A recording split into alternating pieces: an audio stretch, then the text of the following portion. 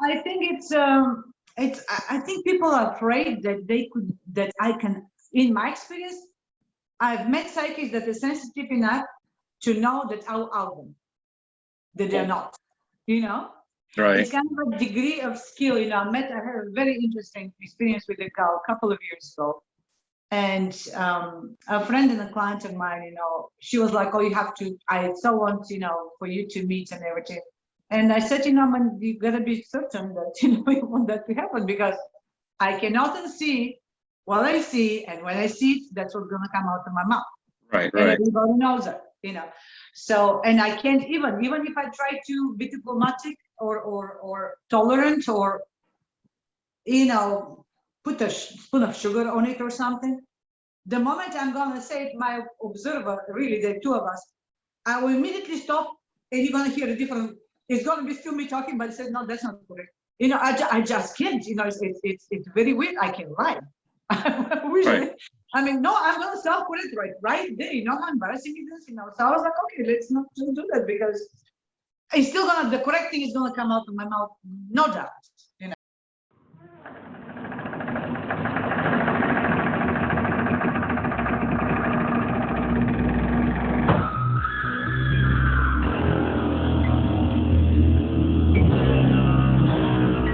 Welcome, everyone, to another episode of Into the Pit. I have here my good friend, Mel S. Brooks, and she is a psychic intelligent. We're going to get to know a little bit about her abilities, hopefully get into a good conversation, because there's a lot of things that has always been on my mind throughout the years. One being, I was always skeptical when it came to psychics and mediums. You know, I see all these buildings up, and it's, oh, come in and get your fortune, and, you know, find out who your new love is going to be.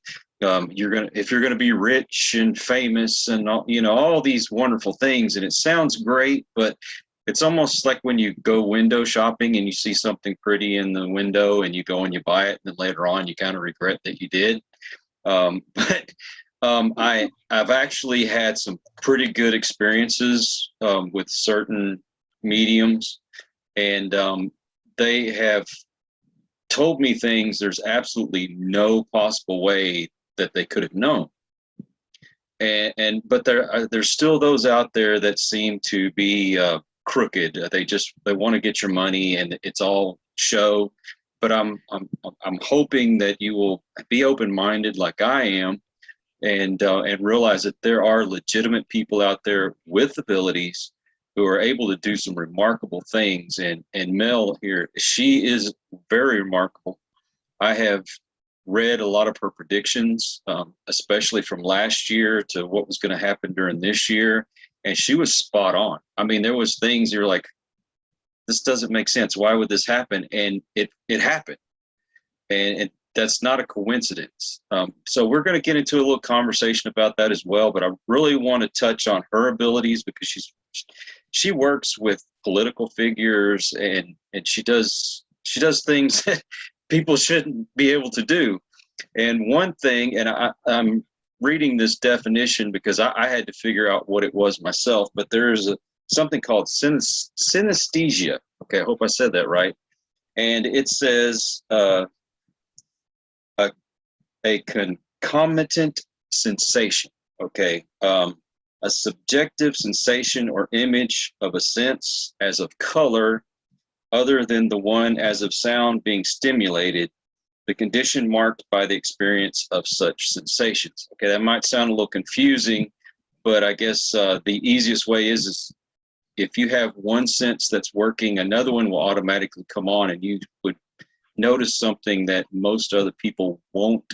I'm going to let Mel kind of tell about how it works for her, so maybe you'll get the complete context of what I'm trying to tell you. So how are you today, Mel? I'm great. You know, it's always nice to be with you, because this is not our first time. We do have our personal history.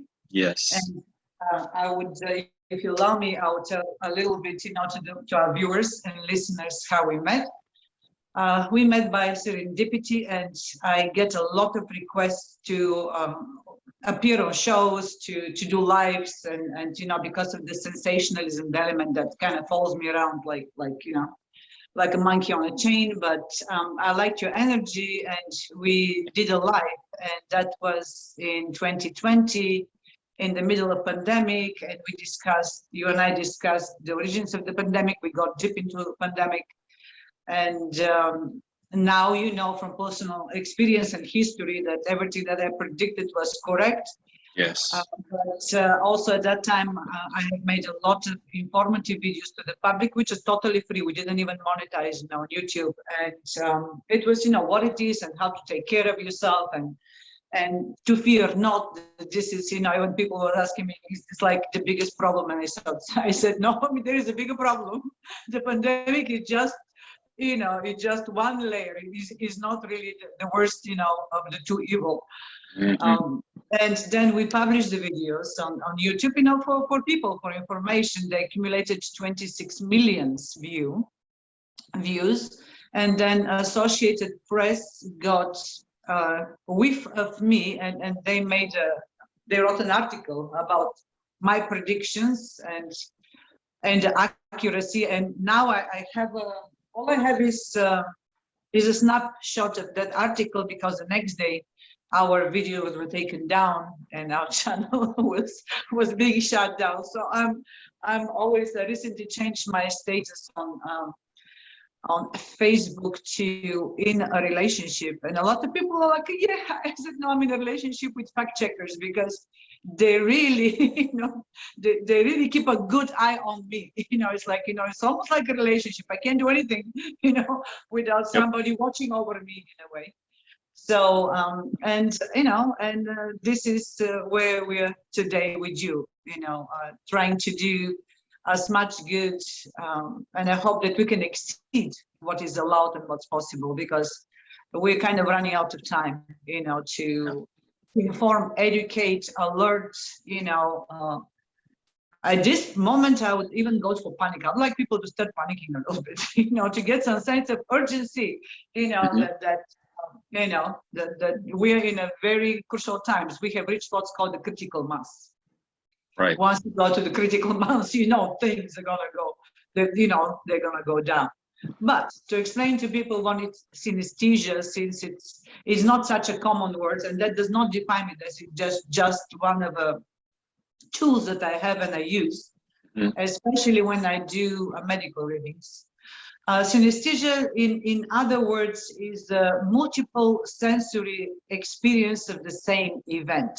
And we're all familiar with it. So if you go beyond the scope of the official definition, it's in another, you know, in an example that's gonna be like you feeling blue. You know, it's, you know, we have that. Or you have, for example, I can smell your fear, right? Right. So I have, you know, it's perception, because everything at the beginning, before it manifests and kind of defines itself into color or sound or sensory experience, at the beginning is a vibration, right? Every color is a vibration, every sound is a vibration, every smell has, you know, it has its own definition, and how it is perceived from the brain, because it's all about brain perception, you know. Right. And once our brain gets the vibration, you know, through the eyes, the light through the eyes, you know, the sound through the ears, then it turns it into images. If you were me, you know, then you get more definitions about the same, or more manifestations, or what shall I call? A better word will be maybe a demonstration of the same energy, and then it gives me that extra layer of confirmation, you know, when I produce a reading for a client. And I absolutely and broadly use that skill when I do medical readings. And it's very, very, I always start there, because then the cure, you know, the healing that I suggest, it's always vibration related. You know, sometimes you say, no, I feel a little bit off. What does that mean? You know, and I would really like people, when it comes to psychics, or not just in general, ask more questions, you know. Don't, you know, ask questions, you know. Just because, you know, we have supernatural skills doesn't mean that we, you know, you're not entitled to explanation, and everything that comes out of our mouth you should take it at, you know, at core value. Do ask questions. Exactly. But you know, when people come, when I do medical reading, the first thing that comes to me is that being vibration, you know, their frequencies at their healthiest. And I call that their constitution. If you're perfectly happy and perfectly healthy and everything in your life is just roses, you're gonna have this one color or one sound that kind of defines you. That's your constitution. And then when you go through the ebbs and flows of life, you know, your color change, dims out, it dulls out, you know, like things change, you know, it turns, you know, different feelings, you know, they have their colors too, you know, so they will kind of, they will mingle, they will mesh with your own color, and it's gonna change the color. And sometimes, you know, I meet people that are totally off color or they are colorless, you know, and usually with people that are chronically ill, but severely chronically ill, or, you know, or they have time left. Like, you know, I know how long time do they have left. I see, it's an interesting, either I see a total absence of color, like a very dim light, or I see white light. Okay, can I ask you something real quick? Of Is course. is that what we call an aura? No, It's different. no, it's, I don't see, aura is your energy fields, you know, the size Okay. of your energy fields, you know, it's, we all have aura because, in other words, again, you know, I always, that's why I'm psychic intelligent, because I always explain the psychic insight with intelligence, scientific, logical explanation so people can relate. One thing I don't want to do is intimidate people or make people feel stupid because I talk about something that's, you know, and they just have to nod because they don't understand. I don't want that we're not efficient, you know, we're not doing what we're supposed to do, Right. which is me bringing you insight that it can give you understanding. So that's how I'm different than others. It's very important for me that when you come out of my sessions, you have practical understanding what to do next. Right. You know, so the aura is, in other words, you've heard about aura. Now we call it electromagnetic field. You know, because every particle of this, of your being, is nothing but relationships and entanglements between things that agree to dance together. If you think about, you know, you see my body, but it's made out of molecules, they're made out of atoms, you know, they're made out of electrons, you know, the electrons has a center and there is this little tiny 14 little particles, but the further you look, the more you find out that there is nothing, it's just vibes, it's just energy, you know. Right. And then there is the relationship, you know, the hydrogen atom agrees to be in this relationship with the oxygen atom to make water. But if something happened with the relationship, there's no water. There's hot air or nothing, or snow, you know. So it's this is where, you know, the understanding should come naturally, you know, that we're nothing but a bunch of relationships between energies, right. You know. So therefore, you are electromagnetic fields, you know, of electricity, of, it means living energy, you know, there is no static here, you know, things that is active, it's alive, you know, that is working all the time. And that's your aura. Okay. And we all have auras, you know, but it's not that I don't see that, you know. I mean, it's certain things that intellectually, you know, I don't see it. I need to see beyond that, you know, beyond the obvious, you know. Don't pay me to tell me what it is, you know. Yes, it's, you know, it's Wednesday 1 o'clock or something, you know, just, you know, check your calendar or something. But it is a deeper perception. I can, you know, because that electromagnetic field has a source in the Akash, in the etheric, you know, before I came and dressed myself and you know, in proteins, I was energy, you know. So because there's all proteins, you know, with a lot of hair, but it's all, you know, it's all energy that came manifested as I, as me, as you. I see that when I'm looking for sickness, I want to see what's the source. What you were when you decide very excitedly to come down here and have this experience of life again, you know, what you meant to be like, you know, how far are you off your center, your source, you know, right.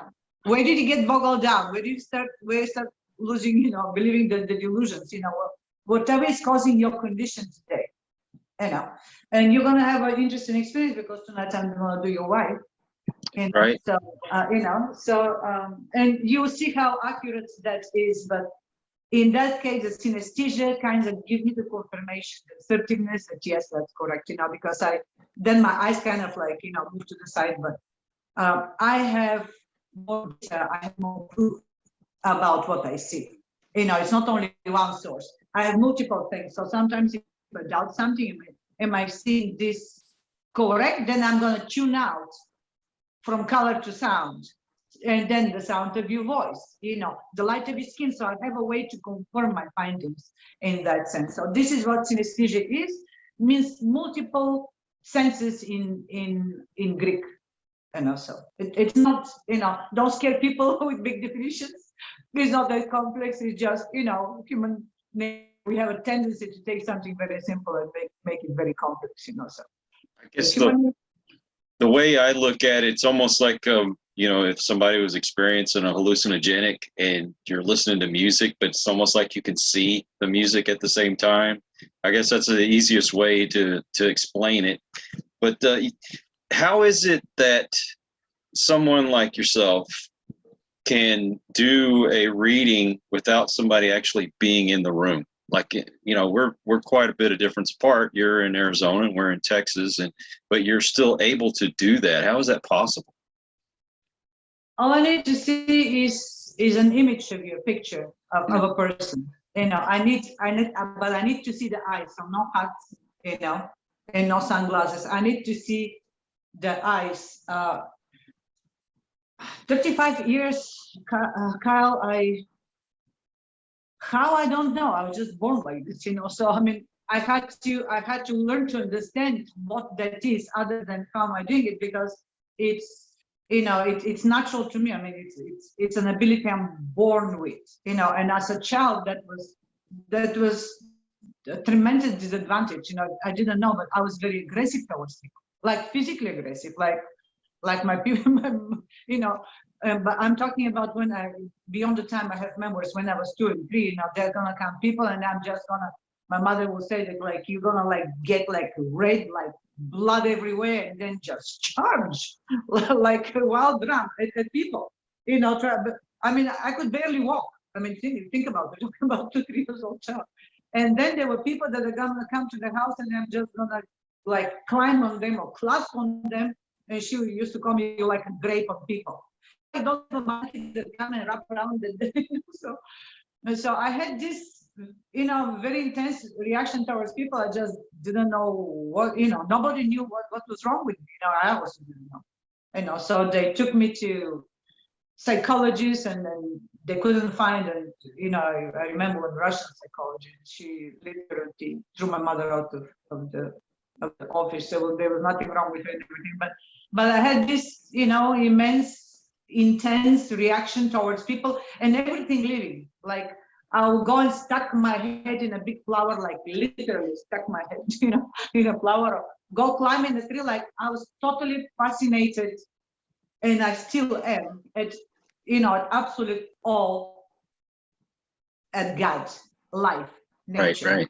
It just, I have this, make me joyful and gigglish, and my energy is tenfold amplified. Just that's what I do when I recharge. I hit the mountains, and it's. But now I understand that I basically live. My being is posed just in the middle between the non-manifested into the etheric and the physical. So I'm always 1 foot here and 1 foot in the other. I'm never in one place. I'm right on the edge, So you look at the flower, I see it's beautiful, but I also see the energy of the flower. So it's ideal form. To me, it's 10 times more beautiful. Gotcha. So, my son knows when we go shopping or something, and you have to pass through the flower section. They tell me, because I'm gonna be flowers, wow. And every time it's doesn't matter. I might have been there Monday, at 7 o'clock, and I'm Tuesday, and I had the same experience. It just absolutely fast. The beauty of the creation, of God's creation, it's overwhelming, and it's so. But how I do it is, I just, when I I use a very common term because it's true and it's applicable. I attune to you. You know, I need to see a picture, and then depends on what we're doing. If I'm doing a reading of individual, they want to know more about themselves, but you know, really, you know, I would say don't waste your money. don't call me no more about. Call me with a practical question. You know. Right. So if you want to know about your health, about the future, you have a question about the partner, about the relationship, about you know, about the business partnership, you know, anything that is life changing. Because I'm more like the ER of psychics. You know, you come to me, I don't do the fluff stuff. It's because it's a waste of my time, and I just don't accept money for things like this. I mean, it's, and I can't do it. I can't tell you things that I'm going to tell you what I see.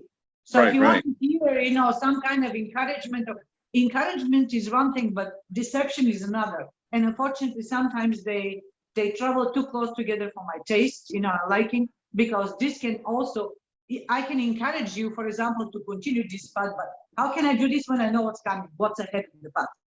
Right.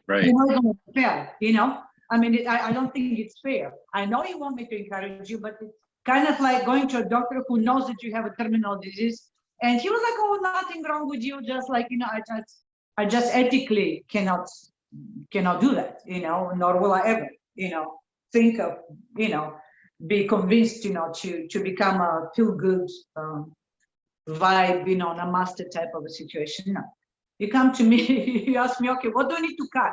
You know, like, where do I cut the head? Or, you know, like, you know, I come with the practical questions because there is really no reason to suffer. And one thing I can offer, and I do offer to people, is leverage. I see what's coming. If I see it's coming, it's coming. Right. If I see it's coming, if it's not coming, I won't see it because it's not there. But if somebody has an intention to do something, but they're just percolating in their heads and they're not about to take an action, and I can tell you, that's what you're going to hear. You know, your person has the idea of divorce percolating, but they're going to take action. So it's good time maybe to start fixing the relationship. So if, you know, I will see exactly what it is, and then if it's coming. And if it's coming, then I know, I have absolute certainty. So that is maybe the difference, that to me, you come more for diagnosis and navigation. So I call myself a navigation mentor, you know, because I'll tell you, this is the direction, this is what, you know, train is coming, derail. Right. You know, so, you know, and so I give that leverage to people to, you know, to know what's coming their way, you know. And the other, because, you know, especially in the relationship, you know, I do a lot of relationships, I do a lot of online, you know, people that meet together, and, you know, and they kind of start falling for that person. But, you know, we use these beautiful words, falling in Latin, and it, you know, the experience, you know, the rush of endorphins and serotonins and the dopamine is like, yeah, you know, butterflies and everything. Okay, but how much do you know about this person? Right. You know? Right. Because, you know, then you're going to get into that, and people are taking advantage of. I hate that when people, you know, when they anticipate love and they're taking advantage of, you know. So this is maybe one of the best way to use me. It's like when you meet somebody, or you're certain about the person, let me see him, let me see you, and let me tell you what's happening together, you know, because it's not falling in love. It's the biggest investment of energy you're ever gonna make. That's right. You either get energy or you're drained of energy. Financially, you know, and then it has repercussions. It's gonna affect others, if their children, you know, family members and everything. So, you know, pause for a second. Let's, you know, I don't say don't fall in love or don't go for it, but know what you're getting into. Right. After that is totally up to you. And, you know, and then another thing is, for example, when people are unemployed, you know, they want to know what's the social perception, because they're like, okay, why am I, you know, like I have the skills, you know, I have the experience, why am I not being hired, you know? So then we work on that. But very often after I do a reading, I actually stay with the person and we make the changes that needs to be done to actually get to the next level. Because it's one thing to tell you, you know, I can tell you what to do, but the next question is always, okay, how I'm gonna do that? And that's a much better question than what, you know, find out how to do things, because it could be something very small. It could be your hair. It could be the way you sit. It could be your body language. It could be, your mannerisms. It could be somebody said something, But when I look into that, and it could be might not be the right timing. It could be maybe 2 weeks from now. So, but if you push right now, you're gonna fail. If you wait 2 weeks, you're gonna be fine. So Yep. this is for me where I feel that I'm in best of service to my clients. And I absolutely love it because I have some great results. I mean, I just, we are now talking about couple of clients, and you asked me to tell this story, and maybe Yeah. let's finish the conversation. I would say because I'm just so proud of my kids. I feel them, because I smother them, but the results, and then it gives meaning to my life. It's it makes for the worst of my childhood and the kind of a normal prosecution of being a psychic, because people, are not very friendly to our psychics, especially the real ones. Yeah. The ones that bullshit, it's, there's a stigma associated with that. So, yeah. So, but what's the deal with, I mean, I've known several psychics, and it's like one is jealous of the other. It's almost like when you have a friendship and you have one friend that's jealous when you're spending time with another friend. It seems that way sometimes with certain psychics. And I mean, why does that happen? I think this is more of an industry thing, and I'm not in the industry of being psychic. I'm a social perceptionist, and I do work with governments, so it's, my scope has been much, much broader, Of course, yes. Terrorist recognition, like who is lying, deception recognition, and stuff like that, but I do, this is new because I've retired now, and it's not, I've always done it, but I kind of never done like short readings and stuff like that. It's always contracts and contracts. Right. I think I think people are afraid that I can, in my experience, I've met psychics that are sensitive enough to know that I'll out them, that they're not, Right. It's kind of a degree of skill, I had a very interesting experience with a girl a couple of years ago. And a friend and a client of mine, she was like, oh, I so want, for you to meet and everything. And I said, man, you gotta be certain that, you want that to happen, because I can often see what I see, and when I see it, that's what's gonna come out of my mouth. Right. And everybody knows that, So, and I can't even if I try to be diplomatic or tolerant or, put a spoon of sugar on it or something, the moment I'm gonna say it, my observer, really, the two of us, I will immediately stop, and you're gonna hear a different. It's going to be still me talking, but it says, no, that's not correct. I just can't, it's very weird. I can lie. Right.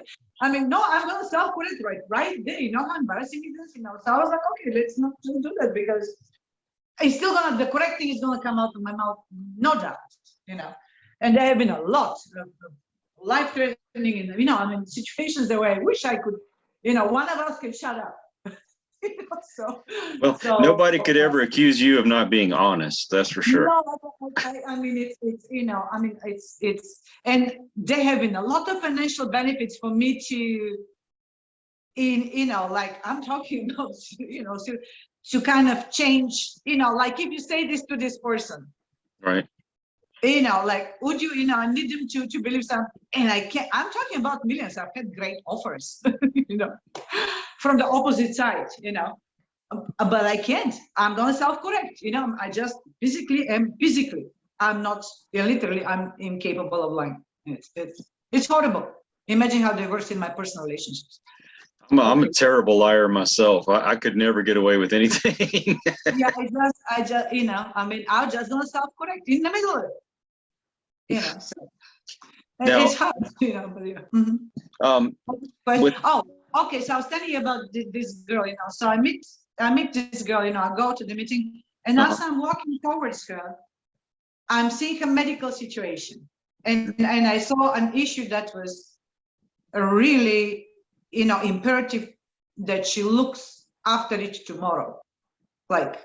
So that's what I see. And the moment I sat down, I was still sitting down, and I said, you have to go and have this removed, SIP, because this and this and this is gonna happen.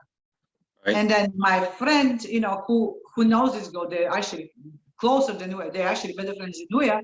She said, yeah, she just had this, like, you know, diagnosis. You know, she was in front of that. You know, but I can, you know, it's just like, well, this is what kind of, when I meet somebody, information just like on a screen get downloaded to my head, like this, you know. So now I have learned not to talk, because it's very intrusive. You know, you meet somebody, they say, hey, you know, your fourth molar, you know, is causing, you know, infection is gonna go down. So I learned, you know, to hold my horses and not, you know, impose or be intrusive, you know, to people. I can do that.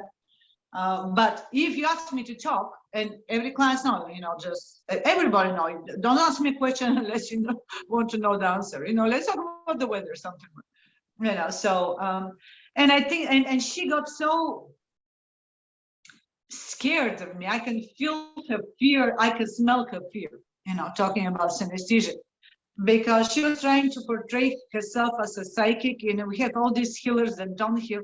Yeah. When you tell me a healer, I want to say, okay, what have you healed? Like, what the people like that you personally, like, you are the culprit. You're the person that, you know, did the healing. Right. You know? So she felt very threatened that I'm gonna out her to, you know, to society that she's fake. And she wasn't fake. If she has put maybe like, you know, 10, 20 years of study, you know, into it, you know, then yeah. But I mean, I don't believe of selling a half-baked pie. You know, even with me, and you have gone and you have read my CV on my website. I mean, Yes. I have, on top of being, because I had to get understanding. It's one thing to know stuff, you know, to feel stuff, but how do you process it? You know, how do you, what's your comprehension? Right. So I have to go and study, you know, so I've studied all my life, you know. I read, I mean, and I'm a very avid reader. I have this, you know, I'm a mutant, so I read very quickly. I read about 600 pages in 4 hours, you know, so I'll just gobble information. And, you know, so I read everything about medicine, about spirituality. I've read about every spirituality, all the philosophers, you know. I want to know what it is and how it works, and God, and understand how is there God. You know, because I'm born in a communist country, so naturally religion is not something we could practice. So I had absolutely no idea, like, you know, that, like, I didn't even know the word for God. Right. You know, that's not something we talk about, like on YouTube. Mm-hmm. So you know, and then I was very, I wasn't lucky, but you know, my quest led me to the right people and to the right teachers, and I've had few of them, but boy, didn't I have the best. You know, one was a Vatican priest, you know, compared to 41 scholar, Vatican scholar, who has, you know, who was down in the catacombs, who had the information of things we don't, you know. So he was 41 years down there, spoke 17 languages. One of them was Aramaic. Oh, wow. Aramaic was the language spoken by, you know, Jesus at the time of Jesus. So Right. he knew things that we do not know. So I went and studied philosophy and psychology with him for 28 years. 28 years, you know. So, and unfortunately, his name is Andrew Schneider. You know, he wrote the book, The Mysteries Revealed, but I don't know what happened to his wife, you know, because the book is impossible to buy. It's all about it's about the 7 vibrations that are visible to us, you know, because there's so many more vibrations. But what I'm talking is about the energy, those 7 rays that are actually responsible, personally in a way responsible, because they're personalities, for creating the whole visible, knowable, in everything that we can observe, the observable universe, you know. So there are only 7 of them that's responsible for that. And Andrew passed away in 2011, and I inherited his legacy. He left everything to me. It is impossible, incredible amount of work that I don't know how to go through, you know. But I'm planning, you know, because I have to break it on pieces, on elements that people, you know, I cannot just down. It's tremendous amount. I'm talking about the knowledge of the universe, the whole thing. You know? Right. So, but I have to break it on small pieces, chewable pieces, and then introduce them like this to the seekers, you know. But it is astounding, and it brings you to the, it's so beautiful, you know, the whole, once you understand how, and I now don't call God, I call him grand organized design, God, you Okay. know, it's not only the enlightenment is not that difficult. I don't know, you don't have to sit 30 years under a tree to get enlightenment. You don't have to do any of that, you know. But that's why I don't like a lot of the spiritual deception that is for the sake of profiteering, of making money. Right. You know, you have to do this for say, no, you don't have to. And I'm a Reiki healer. I study Reiki. I'm certified. I did it for I'm a master Reiki healer. Okay. Okay. And I heal people. I mean, I do heal people. I mean, there are plenty on instantlywiser.com, which is our website now, the spiritual site of my gift. There's a book that chapters of my clients that, right. you know, the 11 chapters that talk about, because I have literally healed people, cancer, no problem, you know, so we can do stuff. But that's not the point. It's not the technique, it's the intention, it's the vibration. It's never the technique. I don't care. You can hold rocks, you cannot hold rocks, you know. I don't use any divination, never had. When you talk about having a psychedelic experience, never taken drugs. I don't hype, I don't dance. I dance, but not to trance dance, to get I don't, because you have a lot of fun, you know, for no reason. So but it's always in the intention, you know, it's the pure intention. And when I say pure, I'm not saying positive, not all, none of this. I'm talking about intention that knows what it wants to affect, targeted intention. Okay. Just if you're able to sustain targeted intention to heal your health, you know. So yeah, so this is where I see, you know, it's, but you know, for psychics that an experience or just getting there and everything, it's I think that it's an excellent endeavor. And if people are making money, if some people find, you know, their service of value, by all means, you know, as far as do not do harm, just like healers, just don't do harm, you know. If right. people find value, if they're willing to pay for your service, it's wonderful, you know. Just don't do harm, you know. Otherwise, and then as a psychic, you have to constantly educate. At no point you will know it all. Of course. You know? Or in of course. like, but you can't just sit on it. Just like, you know, make an effort to. And I'm not saying you have to go and study, but that inner inquiry. Am I know? Am I effective? Am I truthful? Am I helping? You know, it just, you need the observer. So you need to have two of you. But one is doing, the other one is judging. You know, how are we doing today? You know, so it's important to keep a good self-judgment, you know, and then, you know, self-assessment, I would call that. That kind of takes me to, you know, there's the true psychics out there, and then there's the charlatans that's just there to take your money.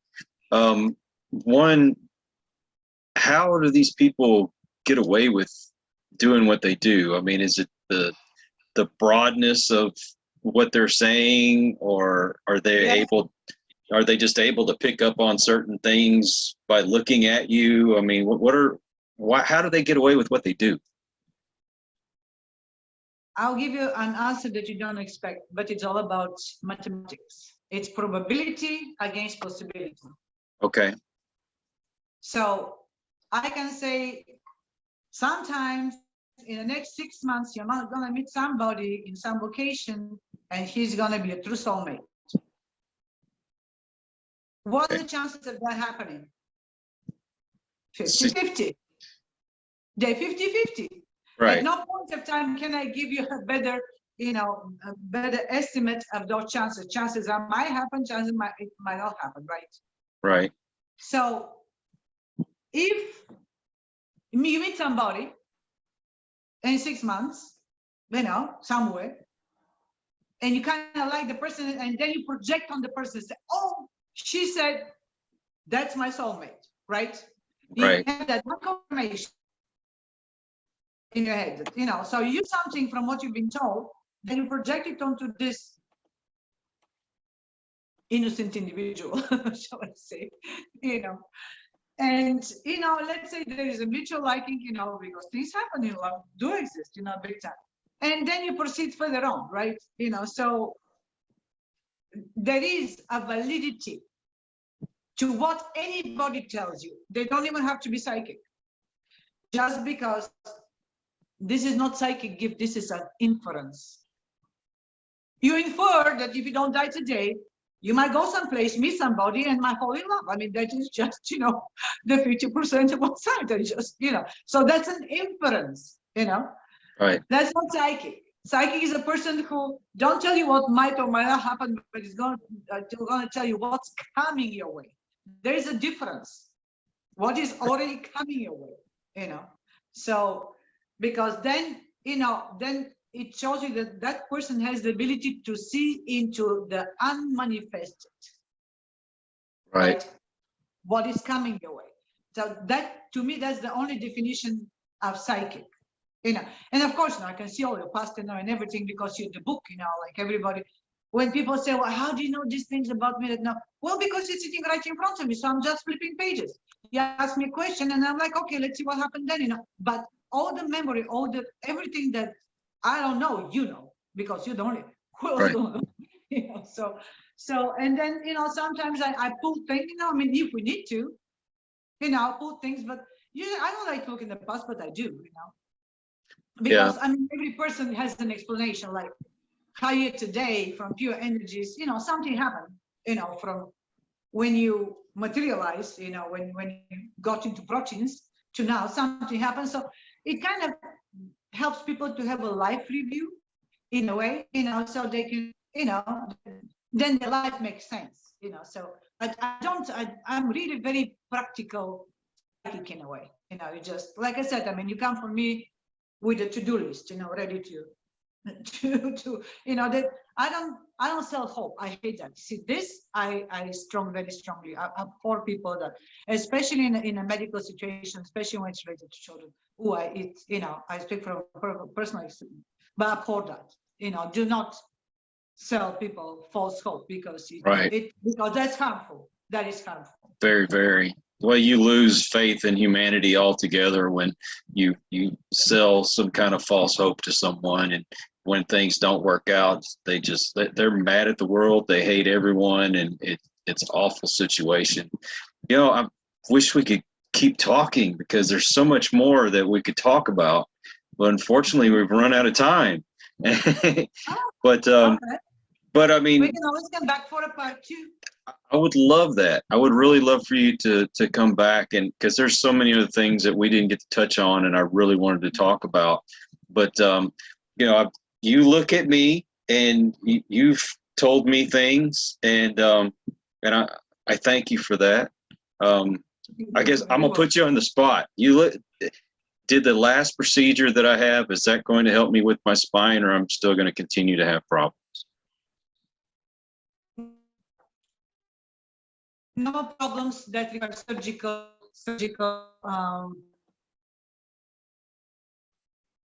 What's the word that I'm looking for?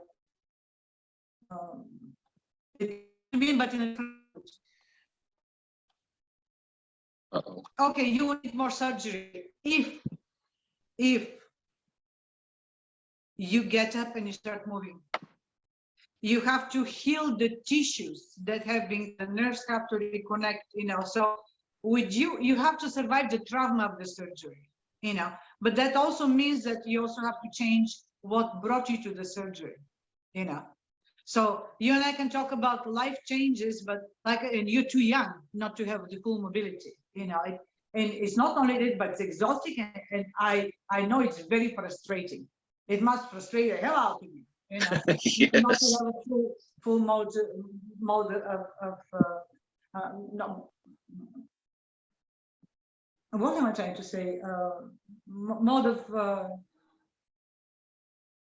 I'm stuck in Russian. Mode of, what is it? It's full mobility. It just doesn't. The combination, sometimes this happens.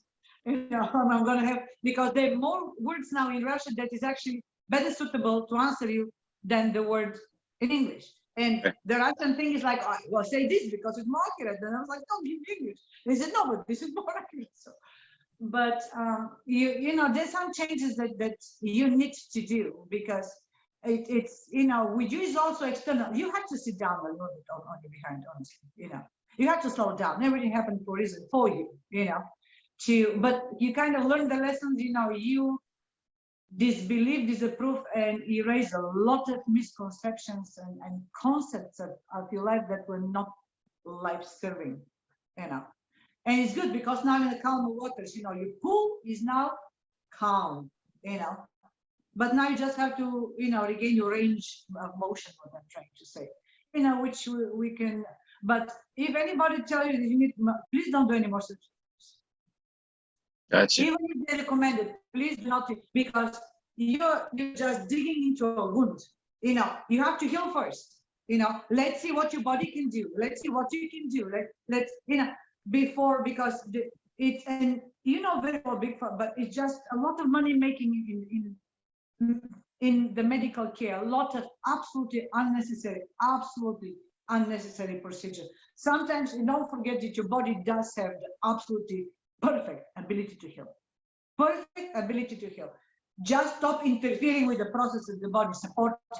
Don't go against it, you know. Gotcha. So sometimes, I mean, I've taken people off medications, they take it for 10 years, and in 3 months, they're like, you know what? I'm not sick anymore. You know, like, you know, and those are stories written, you know, so you know that you want to talk about this, but we can talk about that, you know, in another day. But No yeah, problem. no, you're good, you know, there are other things. You shouldn't focus on, you have to focus on your life, Carl. And you and I told you I'm going to talk to Michelle tonight, and then you and I and Michelle are going to sit together. Then Okay. because it's not only you now, you know, you Sure. share you know, you share vibes, you know, you intermingle, you entangle with everybody else, you know. So her healing, your healing are interconnected. Well, you ought to know me. I try to be patient, but I'm a very impatient person. I do. I kind of have. What's that? Not that impatient anymore. Well, I'm trying. I'm doing a lot better than what I used to. I try to, I guess, do too much instead of taking my time like I was told to do. And you know, So impulse and stop. yeah. You know. Well, Yeah, just when you go until you drop. Like that's another expression for you. You know, so instead of, you're not a schedule person. yeah, true. You know, But you know, you can learn other, experience other stuff. Maybe you like it, you know. well, I'm hoping maybe we can do a live sometime. Hopefully soon. That would be awesome. I think people would get a benefit out of that. Maybe we can get a couple of people to come on and you could do a reading for them if you're up for it.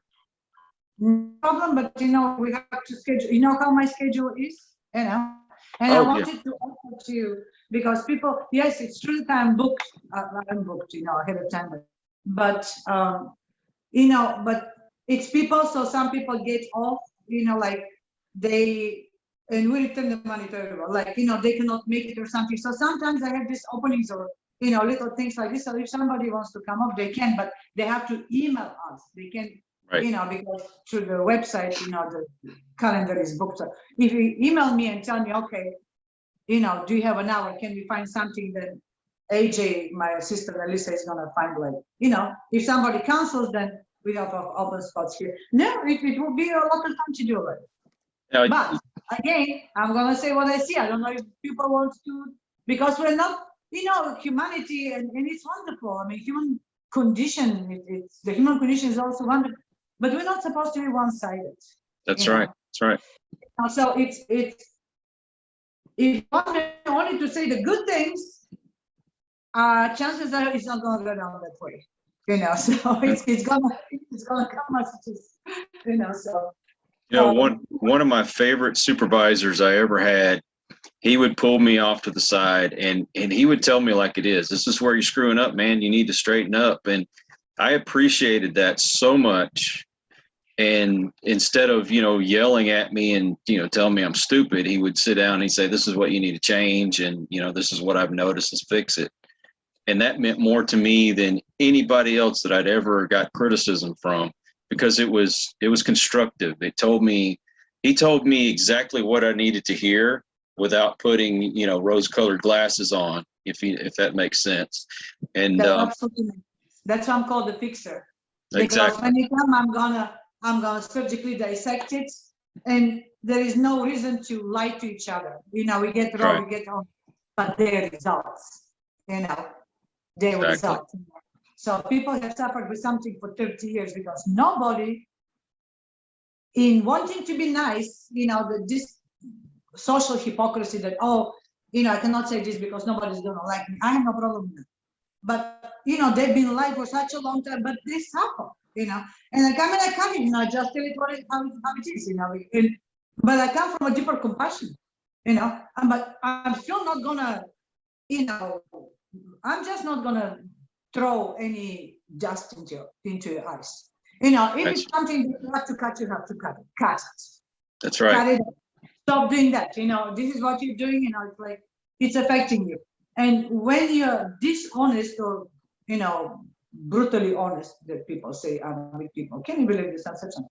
But when you're brutally honest, there's people get the wake up call, and then there is a positive change. In the meantime, the other people just fall slope and some, the 6 months, the possibility, Yeah. because some things are probable, some things are possible. So, I just don't do that, but I'm effective, that kind of what makes me, with what is I'm effective.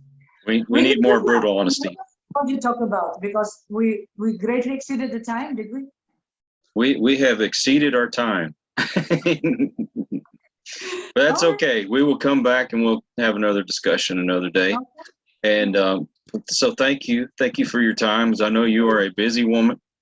And I thank everybody that comes in and checks us out. If you're new to the channel, thank you for stopping by. Please come back. I hope you enjoyed it. Pass the word around. For those of you that are regular to the channel, thank you for your support. It means everything in the world to me. So until the next time, take care, God bless, and peace. Poor boy.